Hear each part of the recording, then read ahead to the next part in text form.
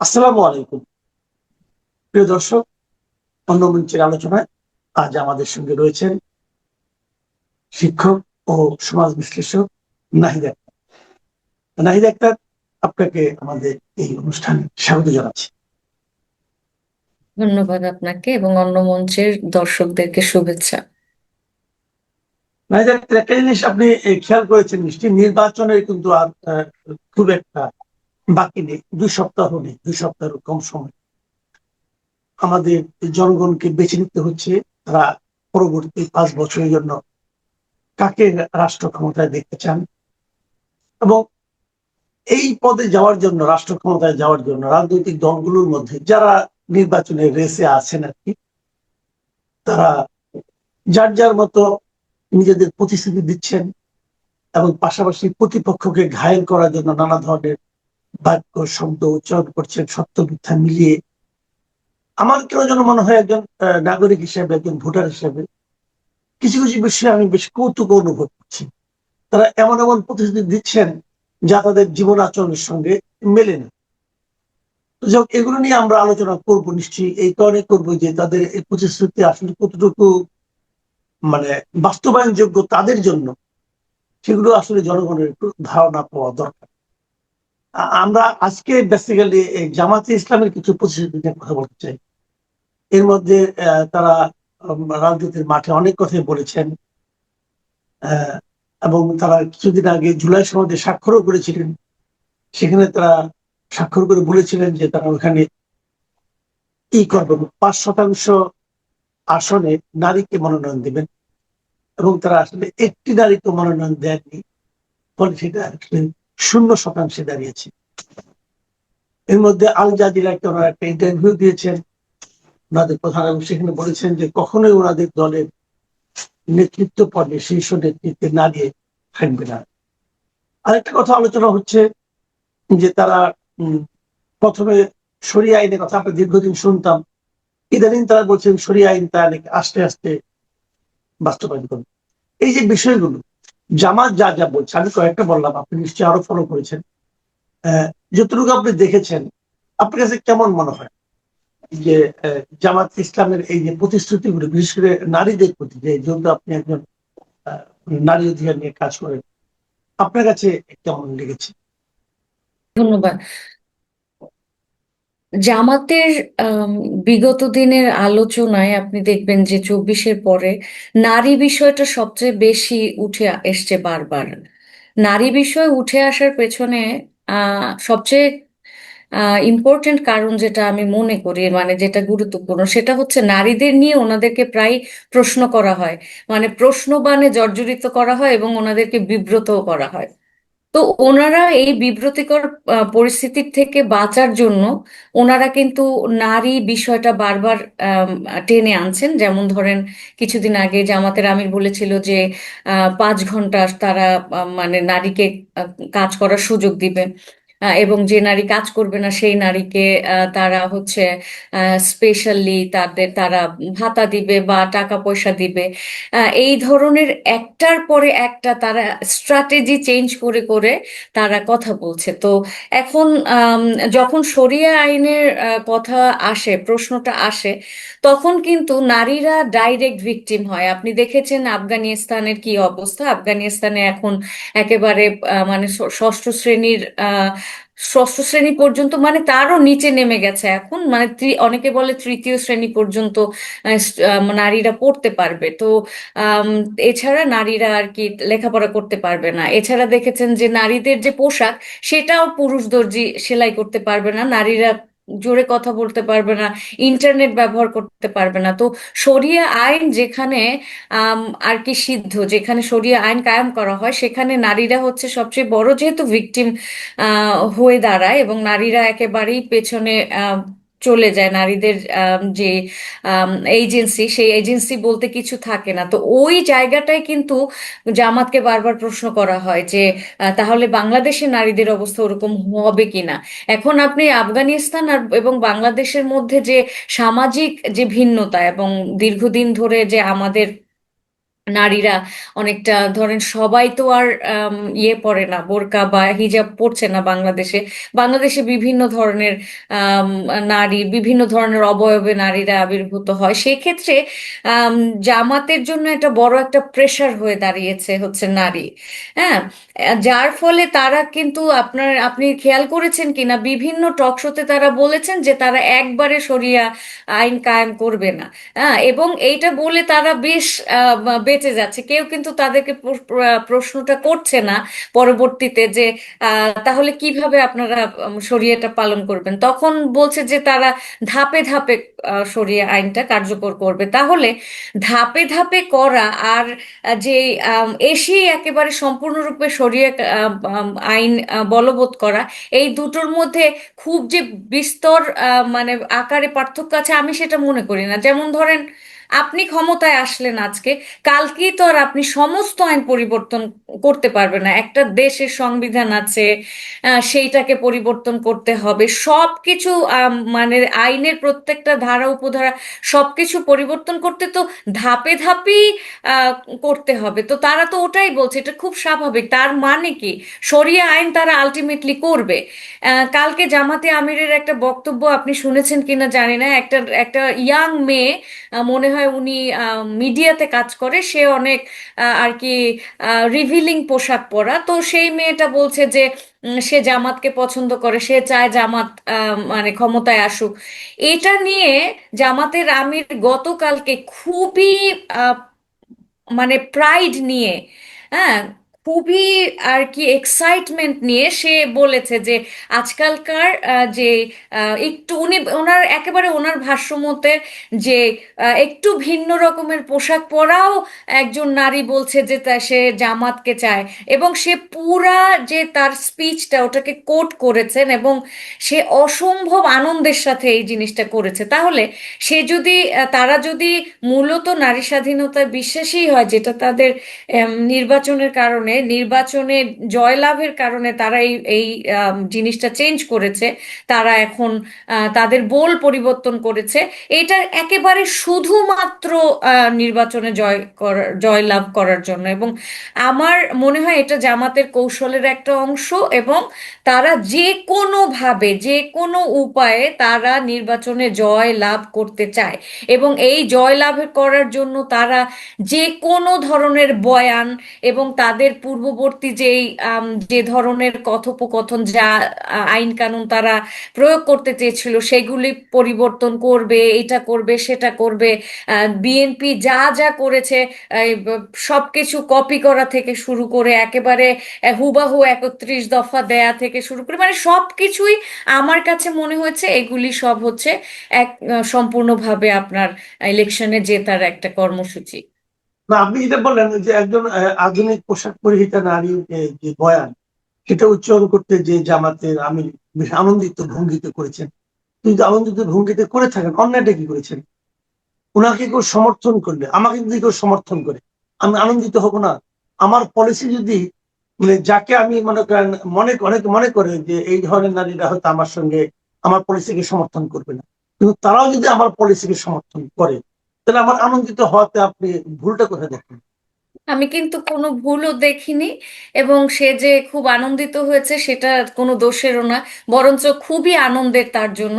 কিন্তু সমস্যাটা হচ্ছে, তিনি যখন বলেন যে তিনি নারী স্বাধীনতা, নারীর পোশাকের স্বাধীনতা, এই সবকিছুতে সে এখন বিশ্বাসী তারা জামাত এখন বিশ্বাসী। জামাতের বয়ান, নারী বিষয়ক সকল বয়ান ঠিক ভোটের 1 মাস আগে এসে চেঞ্জ হয়, ভোটের 15 দিন আগে এসে চেঞ্জ হয়, একদম সবকিছু আপসাইড ডাউন হয়ে গেছে। কিন্তু আমার প্রশ্নটা কিন্তু ভিন্ন জায়গায়, এটা খুবই যুক্তিযুক্ত। আপনি লজিকটা ধরেন, যে সে বলছে যে শরিয়া কায়েম করবে না, সে ওই যে বামপন্থীদের সাথে, বামপন্থী সংগঠনকে সে বলেছে, সে যদি শরিয়া কায়েম না করে, সে যদি নারীর পোশাক আশাক, নারীর কর্মঘণ্টা, নারীকে সকল ধরনের সুযোগ দেয়, তাহলে যখন একটা নারী জামাত যদি চায় তাহলে আমি মানে জামাত যদি আসে তাহলে তো আপনার পোশাক পরিবর্তন করতে হবে, তাহলে আপনি কি সেটা করবেন?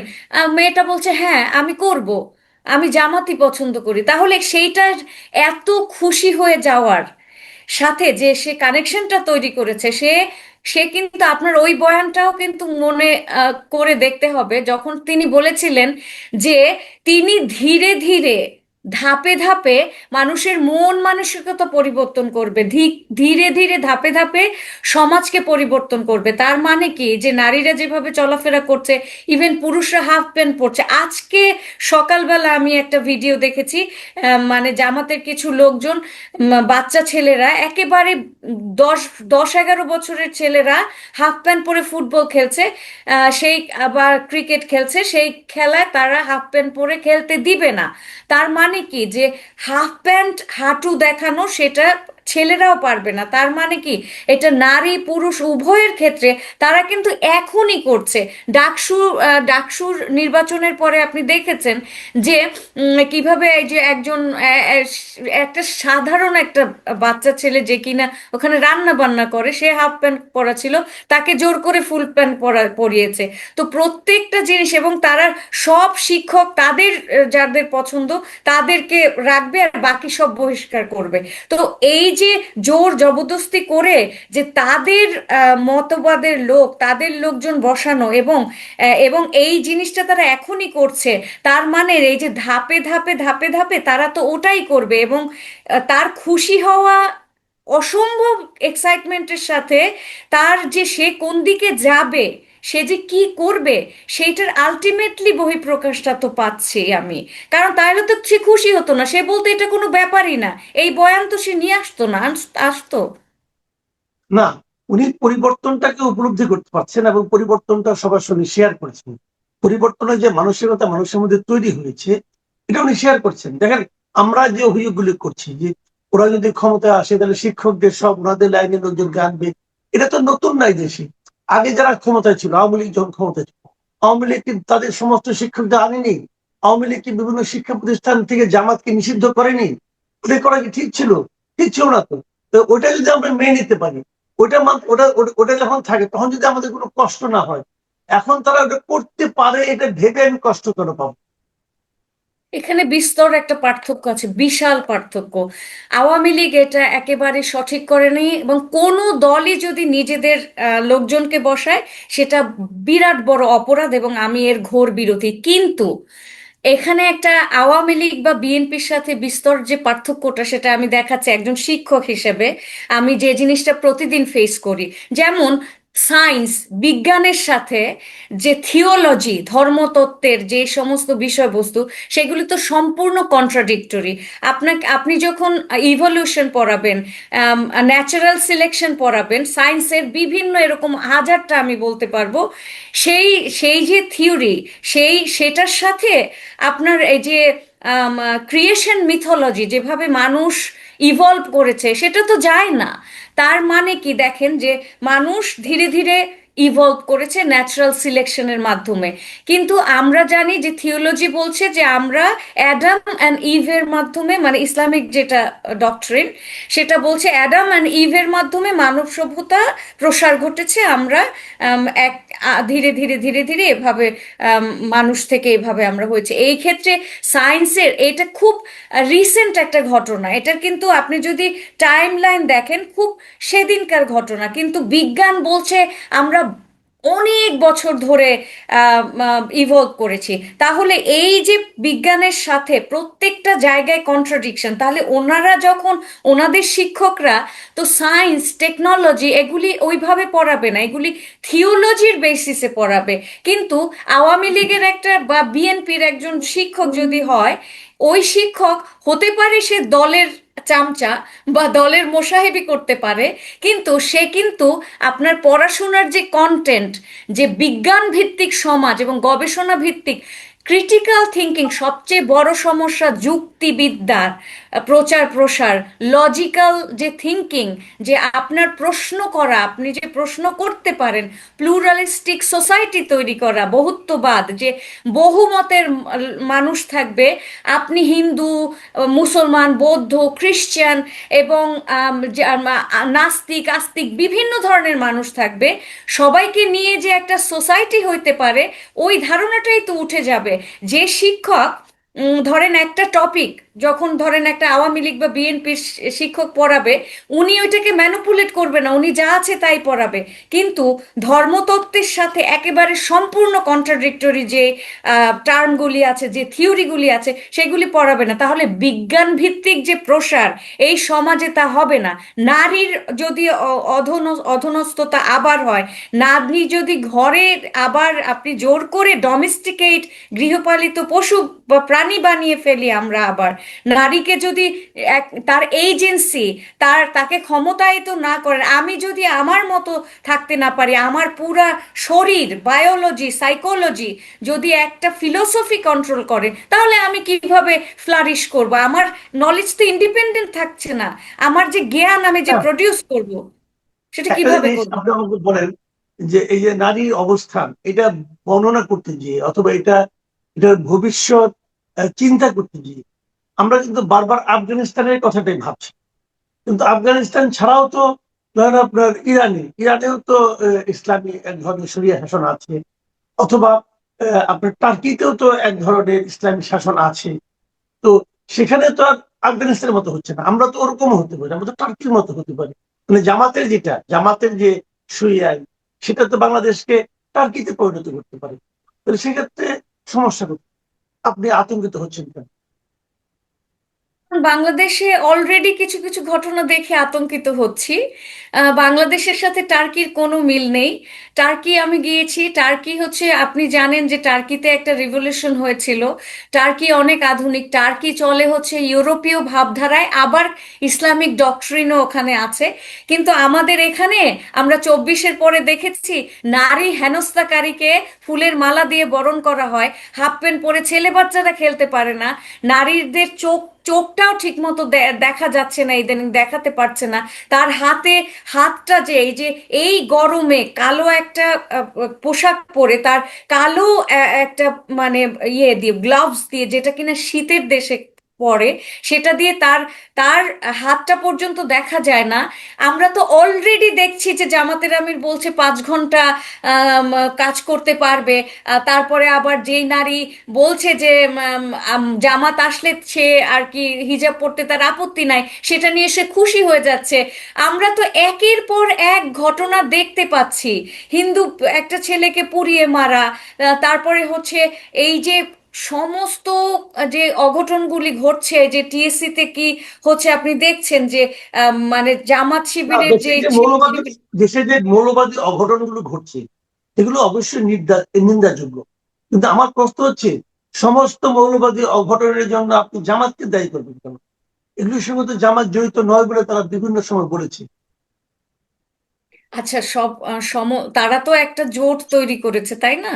তাদের তো 10টা দল আছে, এবং সেই 10টা দল, যে জোট, তারা তো সবাই ওই একই ফিলসফির। যদিও তাদের মধ্যে অনেক সেক্ট আছে, তাদের অনেক কিছু পরিবর্তন, এক এক দলের এক একটা এজেন্ডা, একজন ওয়াহাবি, একজন ওয়াহাবি না, তো এই সব কিছু তাদের মধ্যে আছে। থাকলেও কিন্তু তাদের যে মেইন কোর ফিলোসফি কিন্তু একটা, নারীর ক্ষেত্রে তাদের কোর ফিলোসফি কিন্তু একটাই। আপনি দেখেছেন যে মানে এই যে ইয়ের পরে, 24-এর পরে যে নারীদের নিয়ে যে ইয়েটা হলো, সেটা নারীকে কিভাবে ডাইরেক্ট স্টেজে এসে গালাগাল করছে। হ্যাঁ, নারীকে এই যে কিছুদিন আগেও নারী, এই যে ঢাকা ইউনিভার্সিটির নারীকে কোট আনকোট আগে নাকি বেশ্যা ছিল, এই সব শব্দ নারীর বিরুদ্ধে আম, ও এখন হচ্ছে। এই যে কটা দিন, এই লাস্ট উইকের ঘটনা না, টিএসসি সম্পর্কে যে বললো যে ঢাকা ইউনিভার্সিটিতে, তাহলে হুম। এই যে এই কথাগুলি কে বলছে? এই যে ছায়ানট ভাঙা, যে আম, আপনি জাহাঙ্গীরনগর বিশ্ববিদ্যালয়কে আমরা সবচেয়ে প্রগ্রেসিভ বিশ্ববিদ্যালয় মনে করি। সেখানে শিবিরের যে ছাত্র, সে সে যেদিন বলে যে ছায়ানটকে ভেঙে দেওয়া উচিত, উদীচী ছায়ানট, তারপরের দিনই ছায়ানট উদীচী ভেঙে যায়। তো আপনার দেশের কোনো সাংস্কৃতিক কর্মকাণ্ড ঘটতে দিবে না। আমরা তো দেখছি এগুলি সবটার সাথে তারা জড়িত। আমি মুখে এসে বললাম যে আমি কিছুর সাথে জড়িত না, কিন্তু বয়ান দিচ্ছে তারা, মানে একেবারে অ্যানাউন্সমেন্ট করে তারা যে ভাঙছে, তারা যে ভাঙতে বলছে, দেশের সমস্ত ভাস্কর্য ভেঙ্গে চুরে চুরমার করে দিচ্ছে, আমরা তো দেখছি কারা ভাঙছে ভাঙছে, এবং তারা তারা তো বলছে যে তারা ভাঙছে। তাহলে আমরা কিভাবে পরবর্তীতে নির্বাচনের সময় যখন বলে যে না আমরা তো কিছু করছি না, আমাদের দলের কেউ কিছু করছে না, তাহলে করছেটা কারা? তাহলে কি আমি করতেছি? আমরা করতেছি? আমি কে আপনার করছে? আমি আপনার কথাগুলো ঠিক আছে। এগুলো শুনলে মনেই হচ্ছে যে নারীরা খুবই হতাশ হয়ে যাবেন যদি জামাতে শরিয়া শাসন চালু হয়, অথবা যদি মানে তারা ক্ষমতায় আসেন। কিন্তু তাহলে একটা ব্যাখ্যা আপনি আমাকে একটু দয়া করে একটু বোঝাতে পারেন। একটু অল্প সময়, আমার হাতে সময় প্রায় শেষ হয়ে যাচ্ছে, যদি 2-3-4 মিনিটের মধ্যে বোঝান। এই যদি হয় বাস্তবতা, তাহলে আমাদের দেশে যারা অনেক উচ্চ শিক্ষিত নারী, বিশেষ করে যারা বিশ্ববিদ্যালয়ে পড়াশোনা করেন, সেই মেয়েদের হলগুলোতে শিবির ভোট পাচ্ছে কেন, শিবির জিততেছে কেন? তারা কি বিষয়গুলো আপনি যেভাবে বুঝেন তারা কি অন্যভাবে বুঝে? তারা কি নিজের অধিকারটা বুঝে না? আচ্ছা, এই জায়গাটা খুবই জটিল। আপনি খুব অল্প সময়ে জটিল একটা প্রসঙ্গ এনেছেন। তারপরে আমি ছোট করে বলতে চেষ্টা করছি। আহ পুরুষতন্ত্র বা পুরুষতান্ত্রিক শুধু পুরুষ হয় না, পুরুষতন্ত্র বিষয়টা কিন্তু কোনো জেন্ডারের বিষয় নয়।